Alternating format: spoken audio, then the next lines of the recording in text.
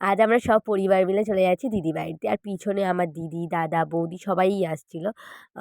তো তারপর আমার বৌদিভাই তোমাদেরকে হাই করে দিল।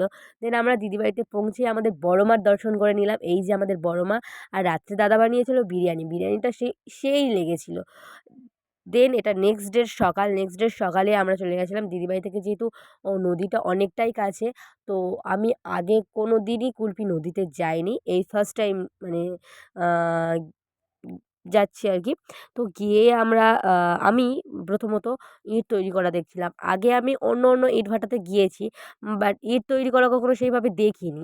বিকালে যেহেতু গিয়েছি, গিয়ে আর বিকালে তো আর ইট তৈরি হয় না। জাস্ট ঘুরেই চলে এসেছি। যাই হোক, তো ইটগুলো তৈরি করছিল, দেখতে না সেই লাগছিল।